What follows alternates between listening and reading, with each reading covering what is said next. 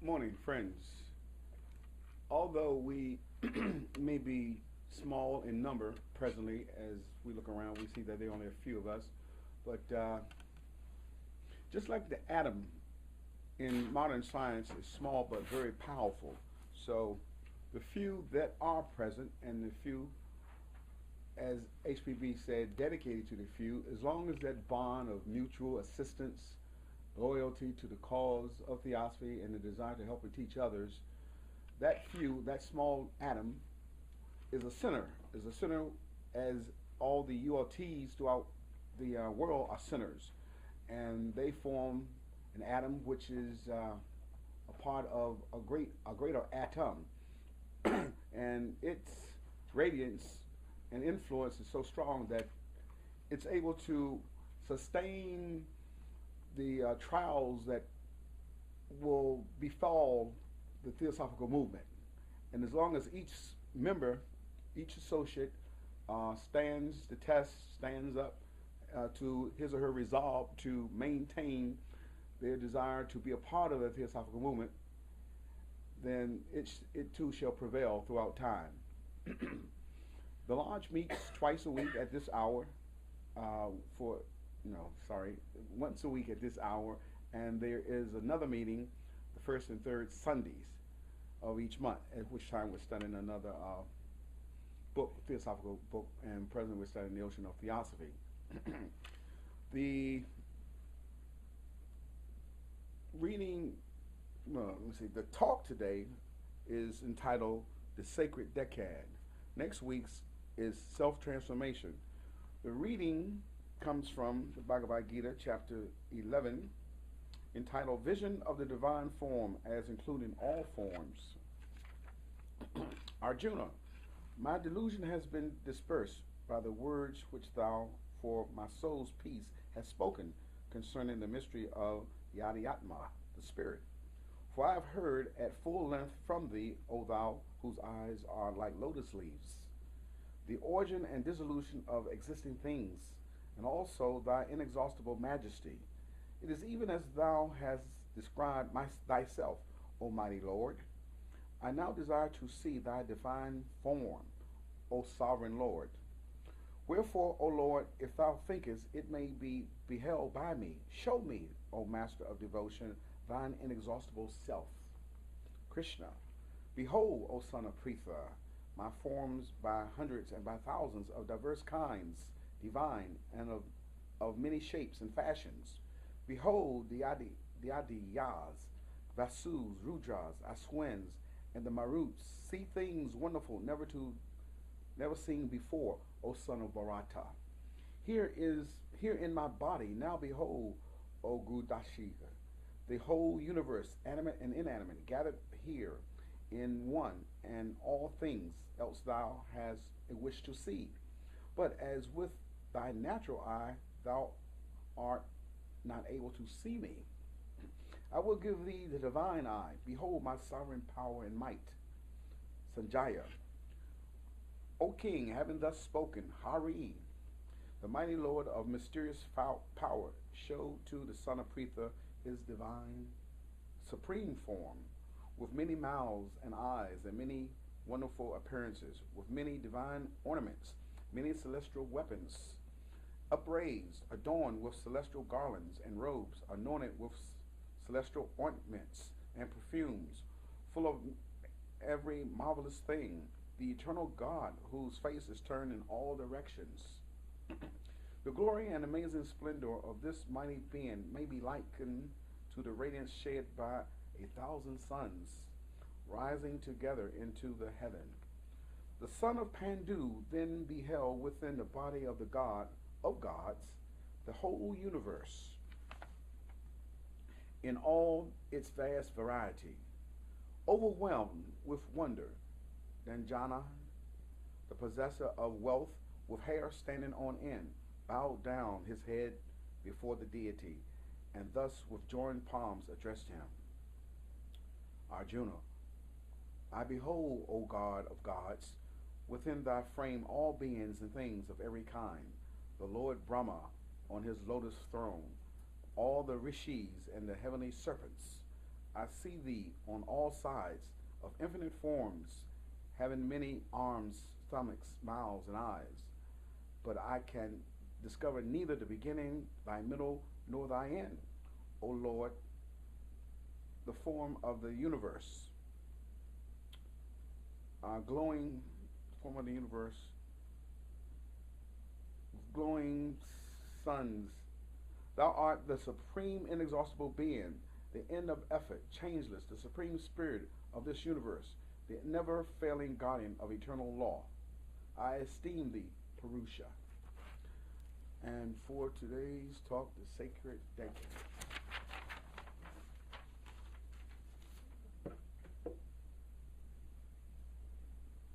Thank you. You've got your more. Yeah, I do.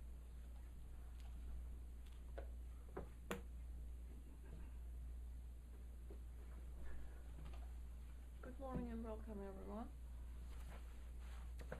Today's talk is on the Sacred Decad, and we're opening this talk today with a statement from the Secret Doctrine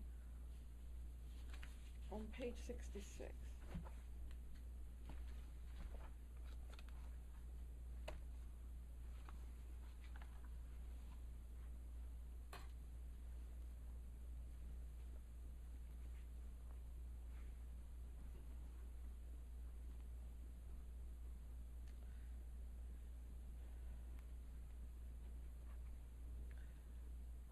Balzac, as you're aware, the French philosopher, always had very poignant statements, and one of them is this. He said, without numbers, our civilization would fall apart, and I think it is true. HPB quotes, as Balzac, the unconscious occultist of the French literature, says somewhere, the number is to mind the same as it is to matter, an incomprehensible agent.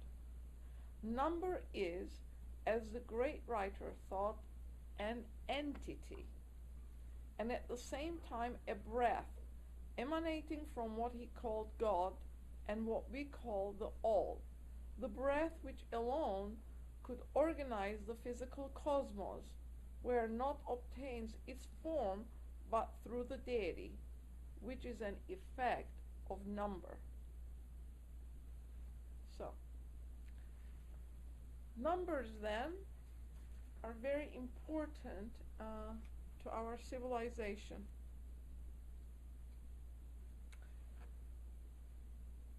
HPV says that the numbers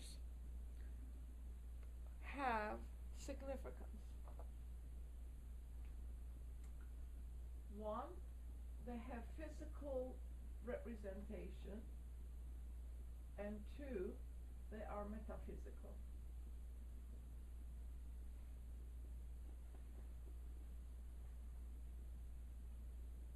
Metaphysical.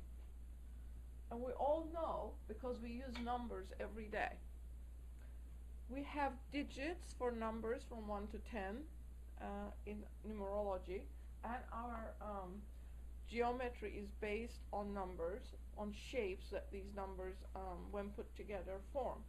And the Pythagoreans represented the equilateral triangle this way.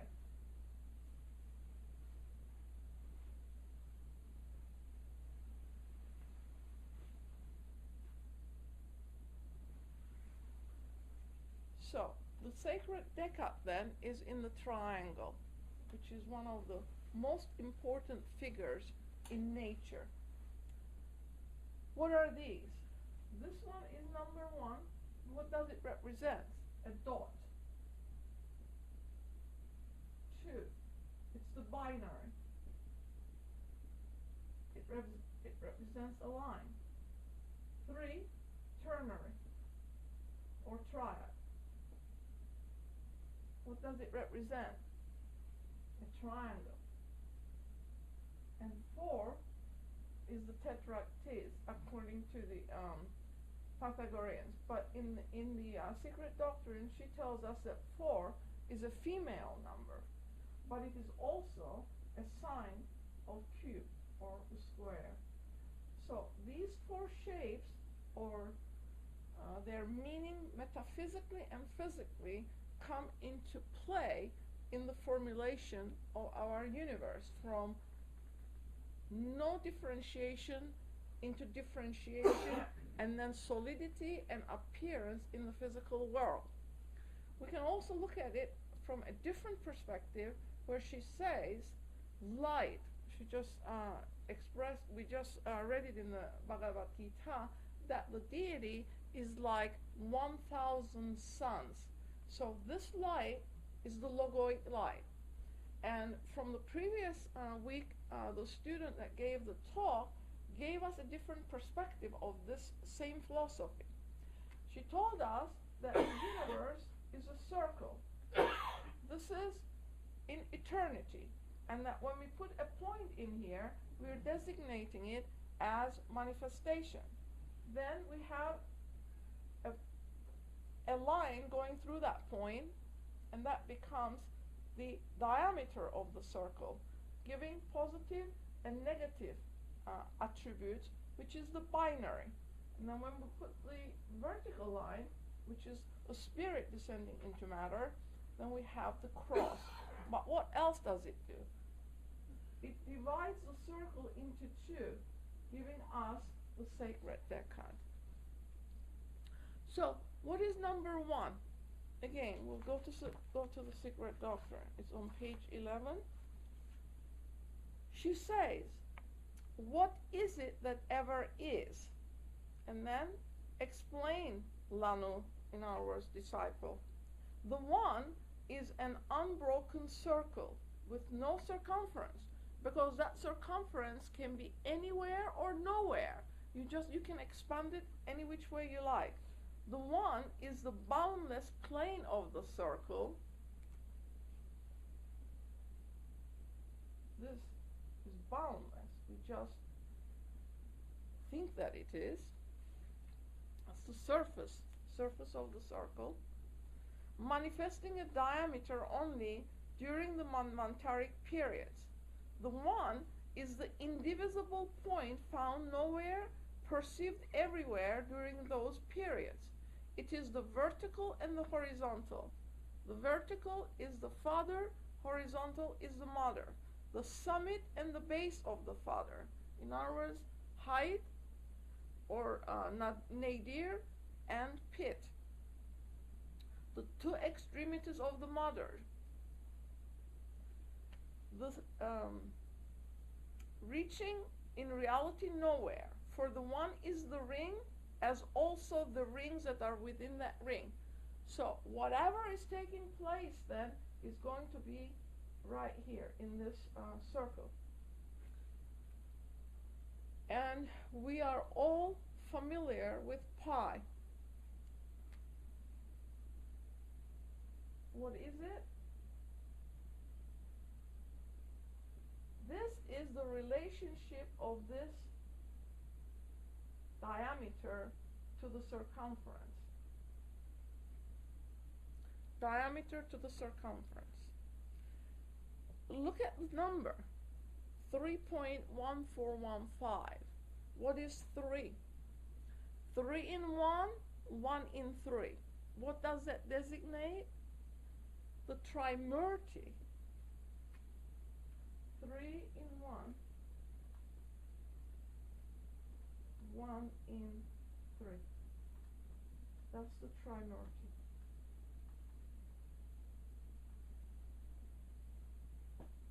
Or is it a Y? I'm not sure. Trimurti. Okay. Now, if we're going to look at the characteristics, what does that define? What does this define for us? Take it off, I'm afraid.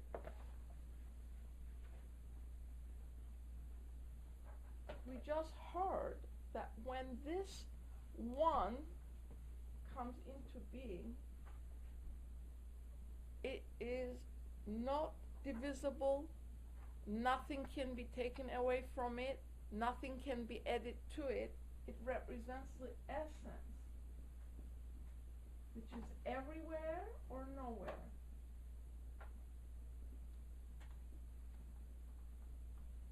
Nowhere. However you wish to look at it, that's how it is. Everywhere or nowhere. Nothing can be added to it, nothing can be taken from it. This is a spiritual light. And if you look into it very deeply, you then recognize that this is unity. Unity in diversity, but it takes nothing away from it. When we come to 2, we have duplicity, because we're going to go from nothing to everything. Because if it doesn't emanate out of itself, that same essence in a different form, there will be no visible universe in the end. And the triad then, in human, Atma Buddhi Manas, and from last week's talk, what does it represent? It represents this essence under a spirit which is everywhere. Buddhi, we called it Parabrahm. Mula Prakriti, from the previous lecture. And these 2 then becomes the spirit and Prakriti, which is substance. At this metaphysical level, it is undifferentiated. But further on, Purusha and Prakriti differentiate. That becomes matter. And from here comes our consciousness.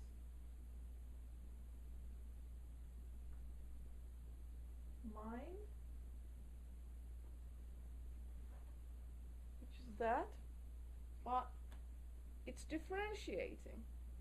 We on the physical plane cannot perceive anything unless there is movement, and we just read that the breath emanating from God and what we call all organizes the physical cosmos in this manner.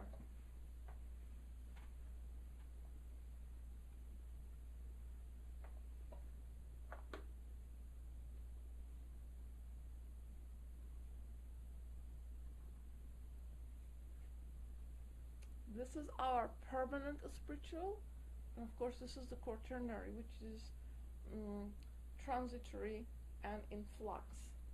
This is in flux. Changes. Now, pi, we said, is a irrational number, because there is always something left. And she says the light is exhibited in the same manner. The first light is creative. The second, we can look at it as the astral light retaining all of the archetypal forms in it, but from that we're going to take the shape and build stuff on it. How do we build our physical? From the astral. So that second light is similar to it. And the third, always, she says, recedes.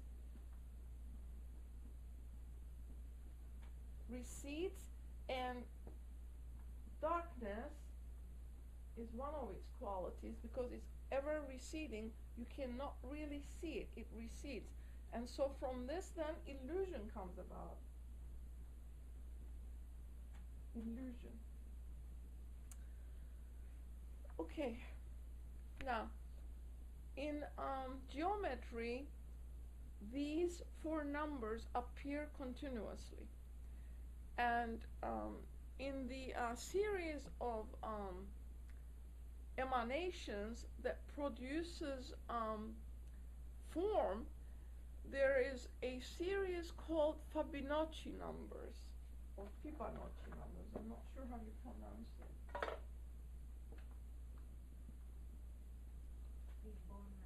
Yeah, Fibo. It's a B. Fibonacci. Fibonacci numbers. Okay. And in this 0, 1, we add the two together, then we come up with 1. 1 plus 1 is 2. 2 plus 1 is 3. 3 plus 2 is 5. 5 plus 3, 8, and so forth. As the number gets larger and larger, it gives a better definition to the sequence. What is its significance? Its significance is that it gives divine proportion or the golden ratio, which comes into formulation of divine form being consecrated in its building to the gods. For instance, what did the Egyptians do? Pyramids. Dolmens, pyramids, all of the architectural wonders in the world include this proportion in them, Fibonacci numbers. And it says that in the Secret Doctrine, on page 208, it was Vitruvius Pollio who wrote it and gave it to the world as rules of proportion. But these rules of proportion are divine. These are divine proportions.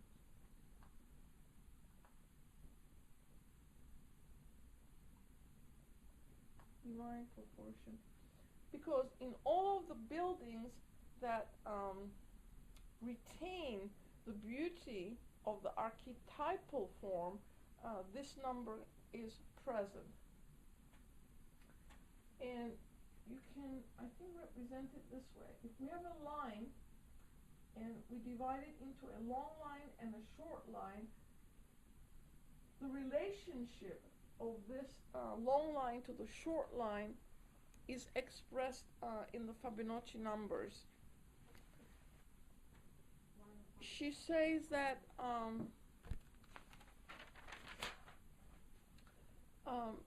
the segments of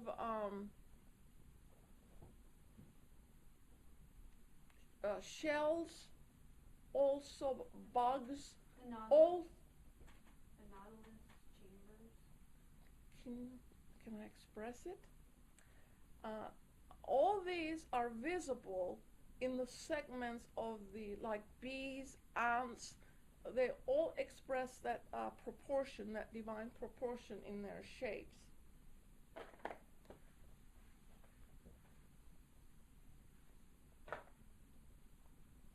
So, and in the other article, this came from the Theosophy magazine from India, it also says that the shape of the leaves, the petals of the flowers, are also based on that number.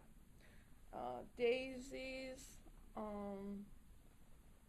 they gave quite a few examples that, and also the shape of the leaves also express that number in their arrangement on the stem, which is very important because it shows that that golden ratio is exhibited everywhere, and that is what makes the universe so beautiful, because it is based on that divine proportion.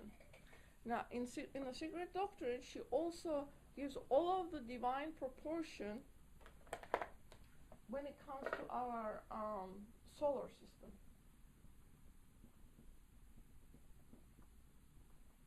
This divine proportion, she says, is the diastemes.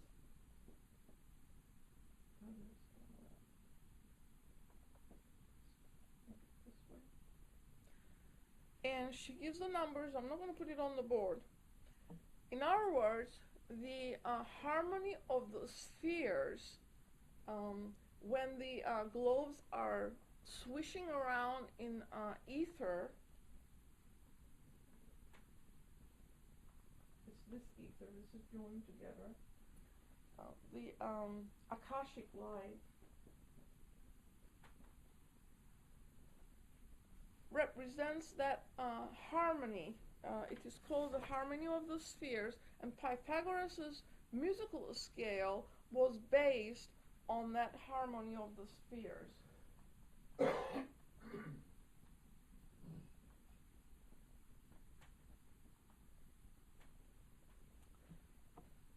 So, if we're a minute copy of the universe, we then compose this harmony within ourselves, or disharmony as it might be. The harmony of the spheres are so large, it is compared to a musical instrument that has curved ends rather than straight. And that this swishing that occurs is based on the diastemes, or the distance of the planet from the sun. And each one has a different tonicity. So tone comes into it. So then, as that universe represents this divine harmony, we then have to reflect that in ourselves.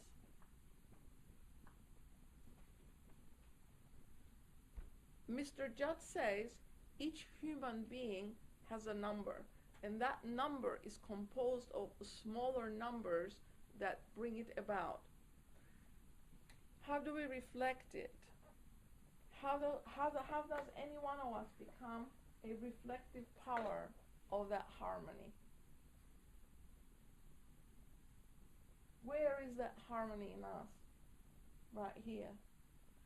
This is harmonious. But when it co-joins to this here, becoming physical existence, but nevertheless the spirit, buddhi, and mind is co-joined to it. It rules if it is allowed to do. So what the human being has to do, overcome the vibration of this lower aspect and harmonize it to this higher triad. What do we call this? What process is this? This process is going on in all of us at all times. As we learn to discern the true from the false, the real from the unreal, then this vibration is harmonizing itself to the higher triad. In the chela, that harmonization is to the mind of the master. The master's mind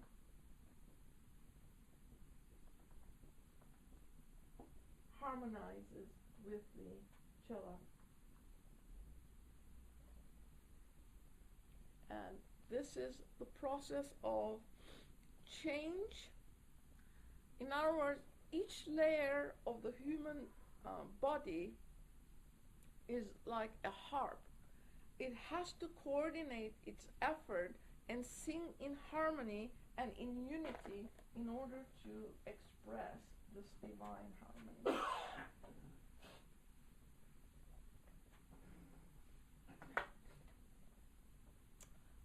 So, number one then is unity. 2, duality. 3, the upper triad. 4, the quaternary. And we have talked about those numbers a lot. What does 5 represent? It's the 5-pointed star. It represents, this is the animal form here, but 5 has the mind in it. It has become the 5-pointed star this way. That represents that the mind is incarnated in men. What does 6 represent? We just said it when we read HPV's commentary. it is extension in 6 directions of solid bodies, and represents, she says in the Secret Doctrine, marriage of matter to spirit and extension. What does 7 represent? The heptamat, she says, is the most important number in this manvantara because it's the factor number. Factor number 7 is the combination of these 2 principles, and it represents life.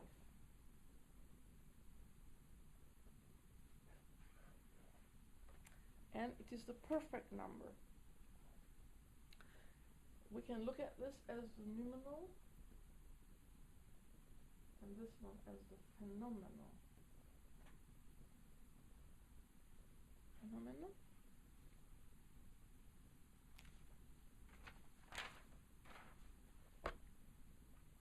It also represents periodicity.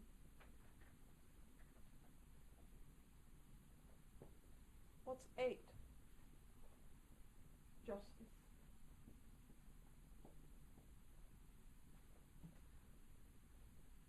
What does that word really represent? Equality.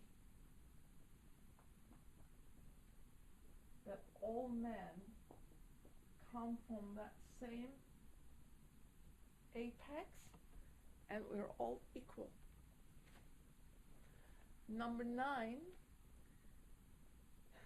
she says that that was a dreaded number in the past, but it has tremendous significance because all of the numbers revolve into 9. All numbers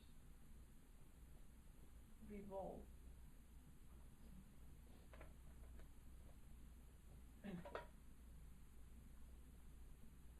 9.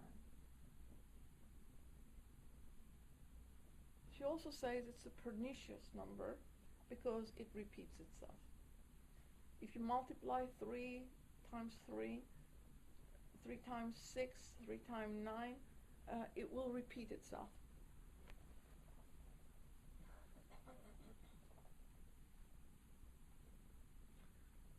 And 10, it brings it all back to unity. The higher numbers, she tells us, are metaphysical and invisible. Lower numbers are physical and phenomenal. Now,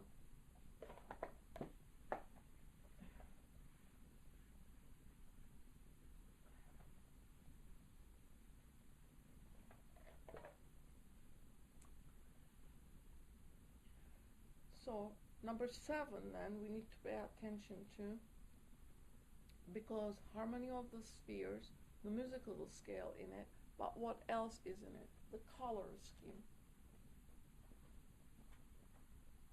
Colors. From red, orange, yellow, green, blue, indigo, and violet. These colors represent all of the vibration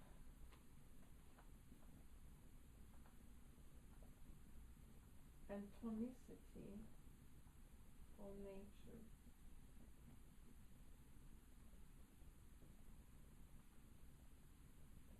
And that is what we have to learn to do. When all our physical sheaths become coordinated, it means that all these vibratory rates are coordinated and we express harmony. Where are these colors in the human being? Chakras? Your astral body. Chakras, yes, those are the entry points, but it is all disseminated through the astral body. So, astral body is important. What does it retain? It retains all of our emotions.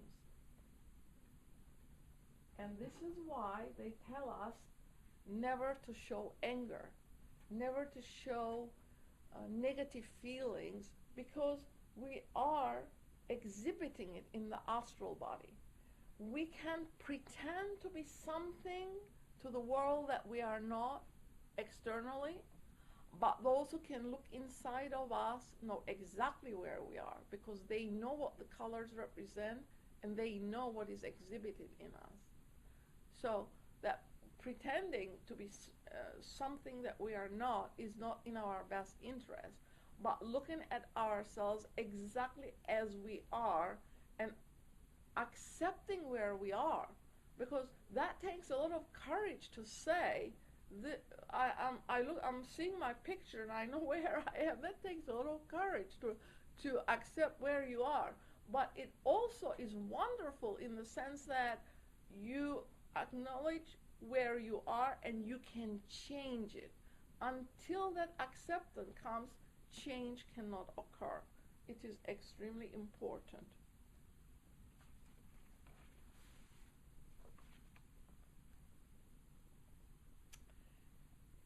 And HPB in the Secret Doctrine mentions that the gematria of the Jewish tradition shows that numerical value was given to the letters of the Hebrew alphabet, and that the Kabbalists use this system to assign mystical meaning to the words based on their numerical value. And in this way, they could camouflage what they wanted to express, because everybody did not understand exactly what it was being said. However, this little bit is important to grasp, because we just said that the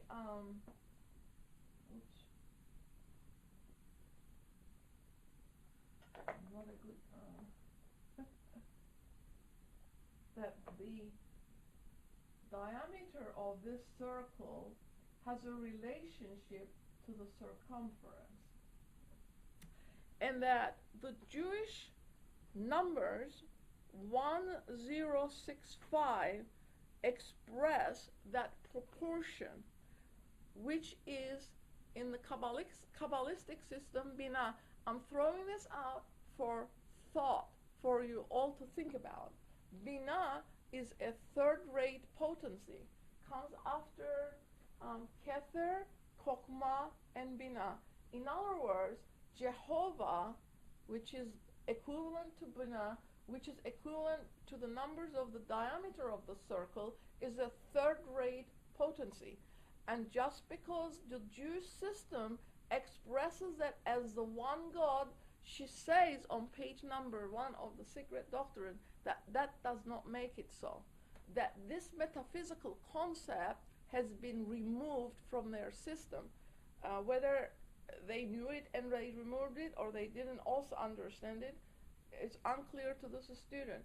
But it is important that we think about it and understand it, because to express it correctly requires that metaphysical unity in abstract metaphysical sense need to be understood. We cannot just start at the anthropomorphic or physical level and say that that is all there is to reality, because that unity with the one, and behind that the absolute, has to remain intact. Otherwise, everything that follows would be incorrect.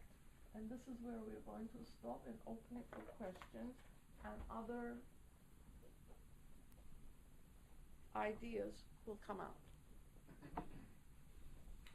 Yes. Oh, I forgot. Yes, I have, just by way of a comment, the Pythagoreans swore by the Sacred Decad. They, yeah. Also, the two, they sort of hated the number two, right? Yeah. Simply because Duplicity. that, and I came across some someplace where you could not make a solid form out of just out of two lines, something like Right. that. Right. So for that reason, the female, well, just like the point at the apex of the triangle, right? Yeah. Right, and then the father comes down, and then the negative, the lady on with a female on the left. That side is open. Right. Now, they also entered, I read, where they entered a room on the right side. Yes. And also the triangle represents, for instance, in a marriage situation, you have the man and the woman standing there, and the priest is in front of them. And behind the priest is the altar, Yes. which symbolizes all that higher stuff. Yeah. So that's by way of, Yeah, by way that of a is comment. representation of this ideal. Thank you for your input. Yes, the Pythagoreans did not like number 2, and in that same article it said that they always put the right shoe on, and they entered the temple on the right side. So they must have some idea as to what that duplicity does in nature, because once that appears, that duplicity, what does it cause? Positive, negative, right?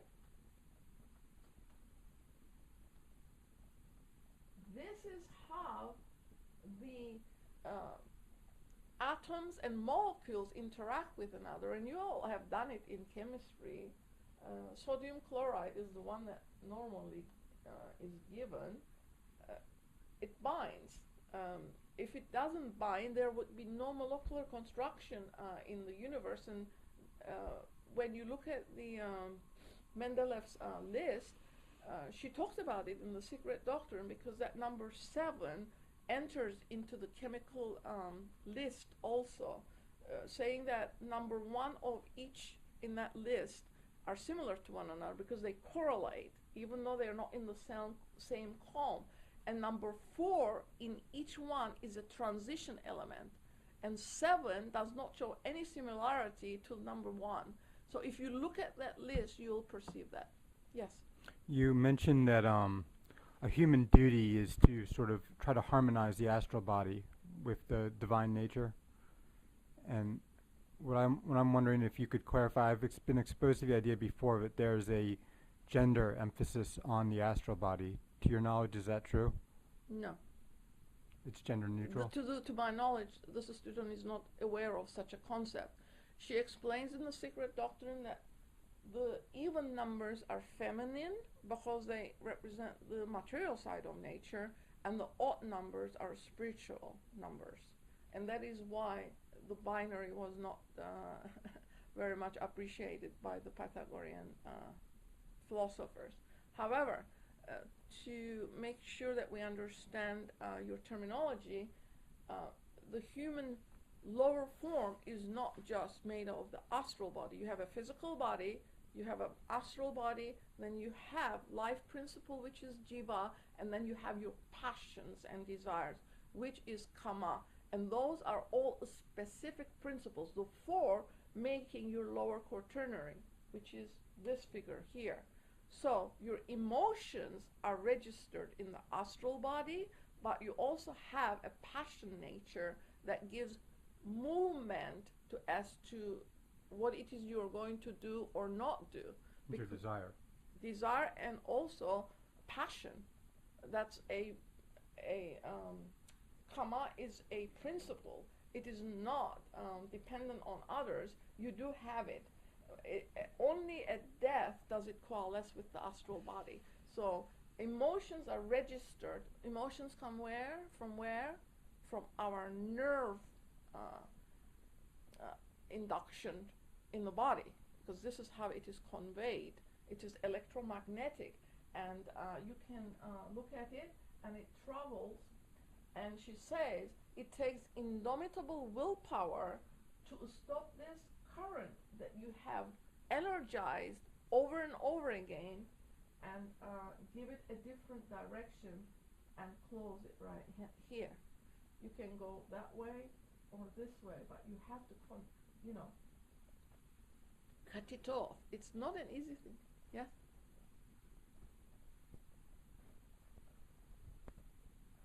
You mentioned that a judge talks about all humans having numbers, Yes. and that reminds me that some movies, futuristic movies, talk about individuals having numbers and therefore losing their individuality, becoming like more general, not individualistic. When Judge mentions that we all have numbers, is that makes us unique, or we're more like in the general humanity, human race? Is that in contradiction with what movies are trying to portray, that individuality has been lost? Okay, let me understand. You're saying that Judge's statement is that each human being has a number, a specific number, okay? And it is not your birth number. This is not what we are talking about, even though that is a significant number, because you're under the influence of a star when you're born, under a constellation. His statement is that each human being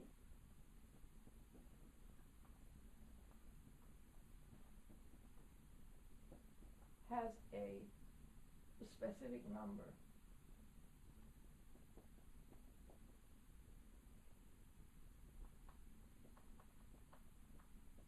And it is made up of smaller numbers. This is his statement, not mine. Smaller numbers.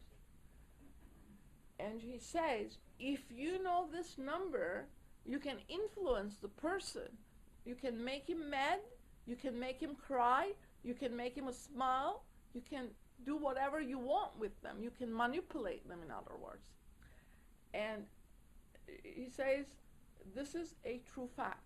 Now, your statement that the stars are now showing that individuality is being lost, that we're becoming more general, does not hold water with this philosophy, and this is the indication for it.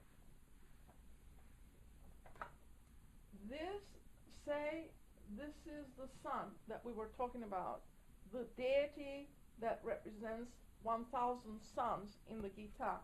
And each one of us is then a ray.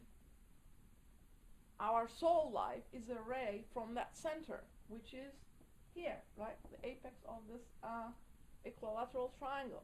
Okay, this ray is called Sutratman.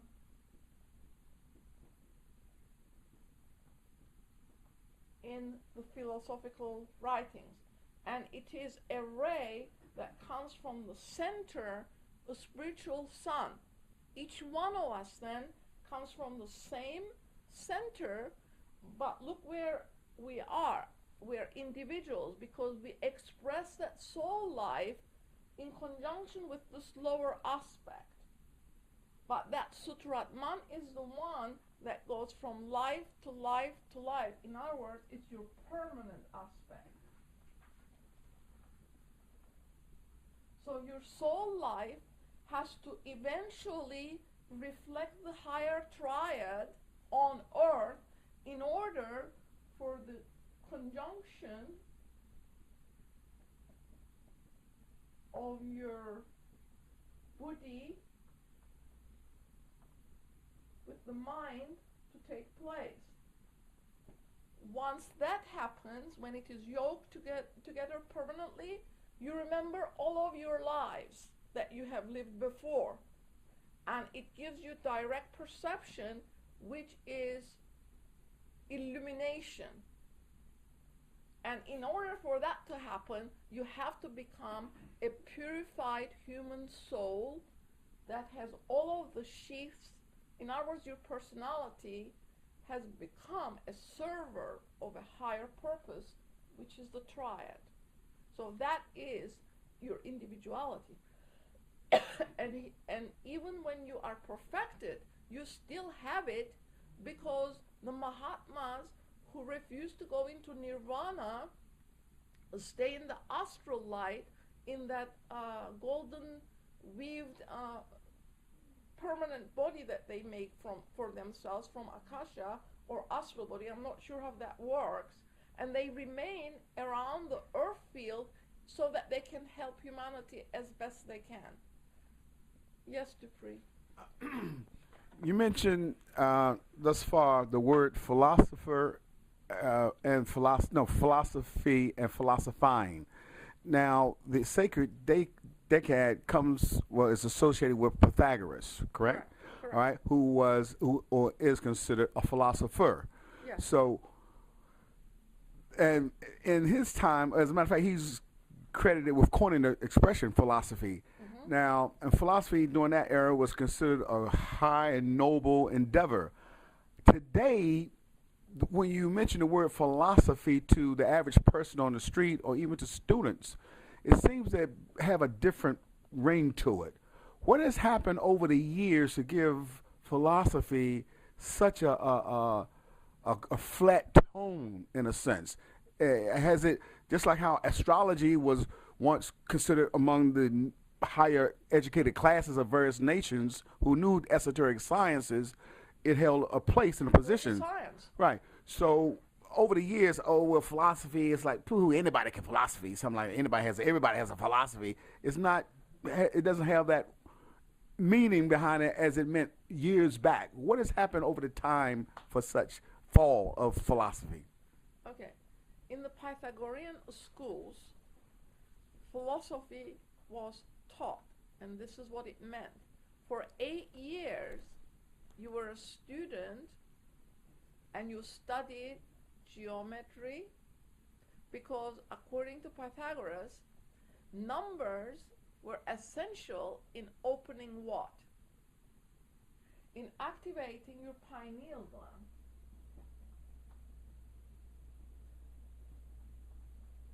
Which is the third eye.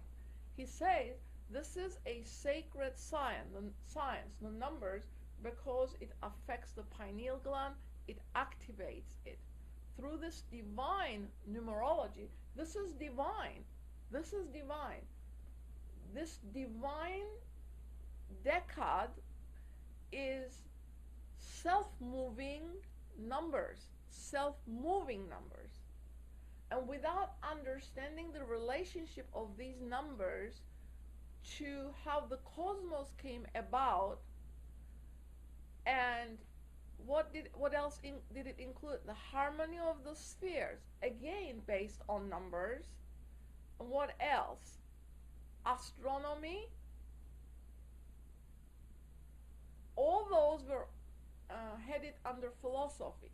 So under that system, then, we're looking at the universe as a unit, a whole. But in the modern understanding of our system, science and religion is still not on the same page. Science does not believe anything it does not, it cannot verify with the physical eyes, whereas the inner reality can only be obtained through the pineal gland, which is the inner eye. So science is defective because it has become very materialistic. But what about religion? There was no such division in the early ages of our era. All of it was taught under one heading, because the philosophy presented to the students was inclusive of all of those subjects that you mentioned under philosophy. Because you cannot separate them. God, principle, is everywhere. It's the essence that makes up our universe. So it's everywhere or nowhere, whichever way you want to look at it. It's either full or it is empty.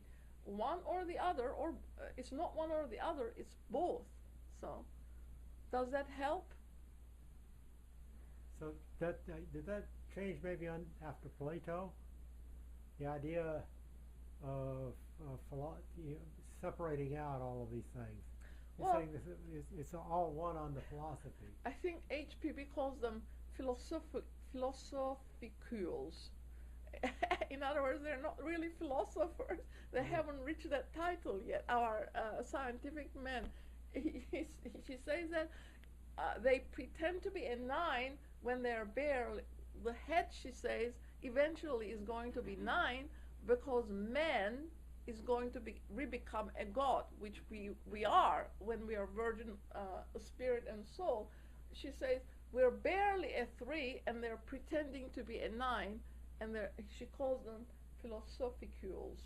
In other words, they have not come to understand the unity of all sciences under one heading, because you cannot leave this absolute, abstract, metaphysical concept out of any science if you want to come to the truth of things. Go ahead. So are you positive that the pineal gland is the only place at which you can achieve spiritual vision? Because I know, or I've come across the idea where the eye of Shiva has to do with the pituitary gland, which would be the Bodhi center.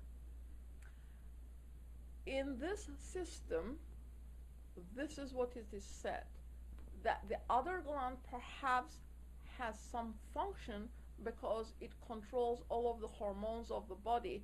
This student does not know. Physically I do, spiritually I do not.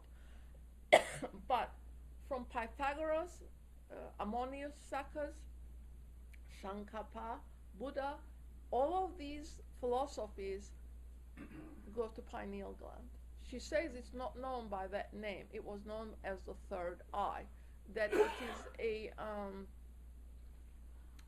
freedom we give ourselves when we put that dot here as the third eye. She says it's in the back of the head. In fact, you can look it online and it shows you where the pineal gland is.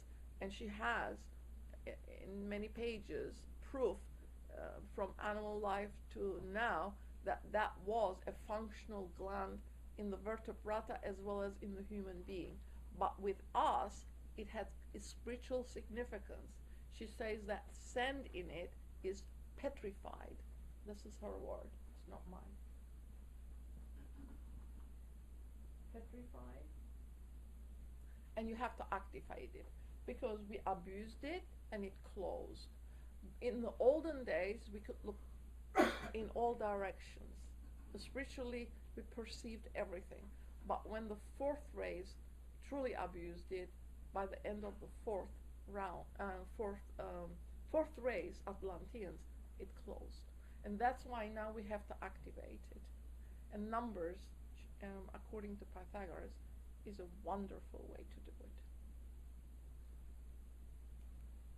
In the past, you have said the secret doctrine is mantramic, and basically it's a crime to have ever tried to change it. Is this the underlying theory behind that statement as well as other things? That was just a student's opinion.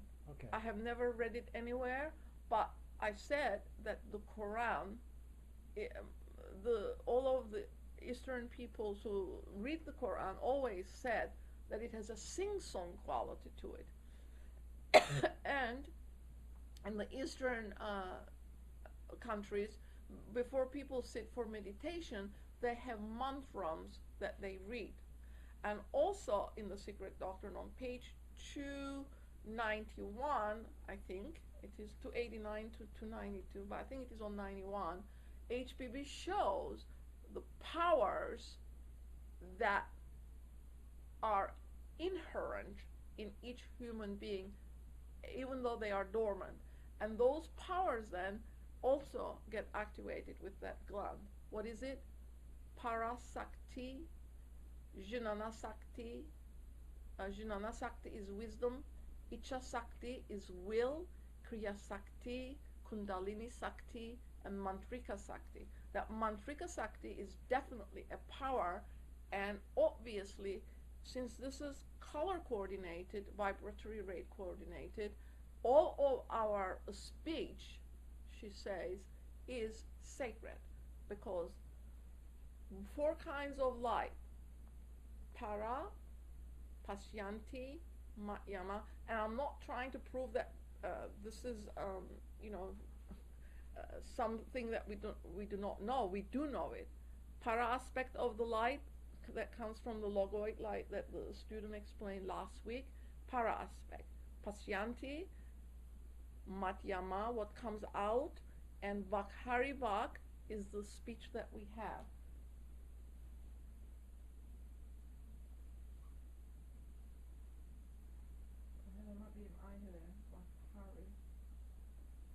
Vak is a speech. So the stuff that we utter has its root at the logoic light. So it is divine. We have a speech. So, and our speech is dependent on vibration. All of the letters of the alphabet have a vibratory rate because they're color coordinated. So the student senses that that is the way it is, but I have never read it anywhere, and each one has to come to their own conclusion, because Mr. Crosby made that a statement in one of his friendly philosopher letters. She says to change a single point in those books, it is a great crime against humanity, because this knowledge was given by the masters of wisdom who have unitedly gathered that information, verified it. It's knowledge for them, but it is information for us, because until the soul sifts it, and what is it doing?